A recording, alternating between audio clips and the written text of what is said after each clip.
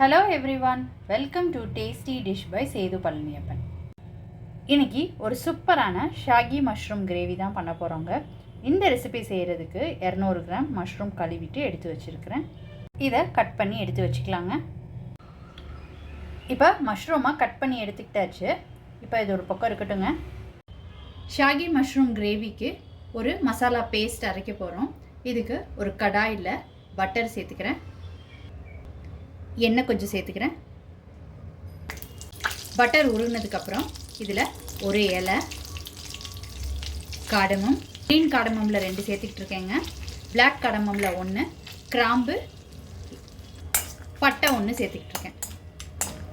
இதெல்லாம் பொரிஞ்சதுக்கப்புறம் ஒரு பச்சை மிளகா, காஷ்மீரி ரெட் சில்லியில் ஒரு 4 கலருக்காக சேர்த்துக்கிட்டு இருக்கேங்க. பெரிய வெங்காயம் 2 பெரிய வெங்காயம் சேர்த்துக்கிறேங்க. வெங்காயம் ரொம்ப வதங்கணும்னு அவசியம் கிடையாதுங்க. இப்போ இதில் இஞ்சி பூண்டு பேஸ்ட் சேர்த்துக்கிறேன்.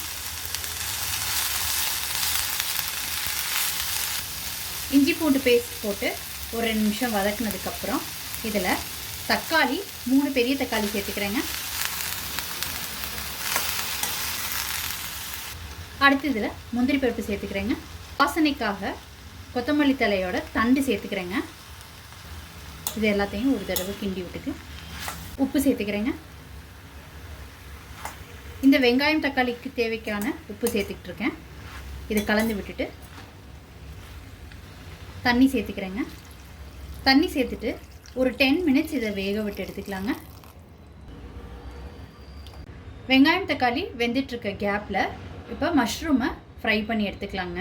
கொஞ்சமாக பட்டர் சேர்த்துக்கிறேன். கட் பண்ணி வச்சுருக்கிற காளானை இதில் சேர்த்துக்கலாங்க. இதில் கொஞ்சம் மஞ்சள் தூள்,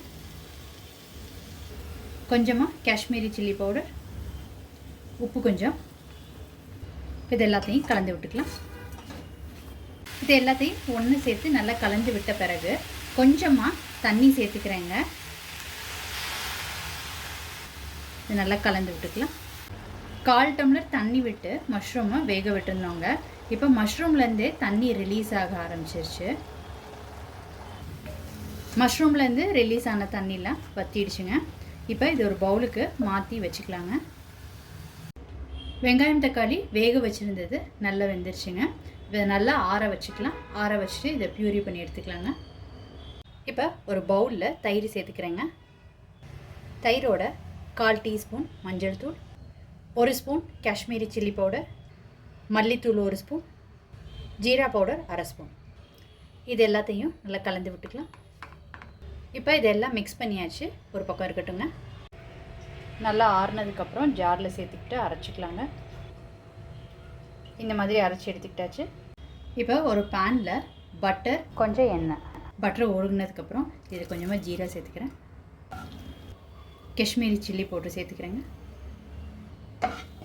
அடுத்து இதில் தயிர் கலவையை சேர்த்துக்கலாங்க. தயிர் கலவை சேர்த்துட்டு நல்லா கலந்து விட்ட பிறகு இப்போ அரைச்சி வச்சுருக்கிற வெங்காயம் தக்காளி பியூரியை சேர்த்துக்கலாங்க. கொஞ்சம் தண்ணி சேர்த்துக்கிறேங்க. ஒரு 5 நிமிஷத்துக்கு கம்மியான தீயில் கொதிக்கட்டுங்க. அதுக்கப்புறமாட்டி மஷ்ரூம் சேர்த்துக்கலாம். 5 மினிட்ஸ்க்கு கிரேவி நல்லா கொதிச்சிட்ருக்குங்க. இப்போ இதோட மஷ்ரூமை சேர்த்துக்கலாம்.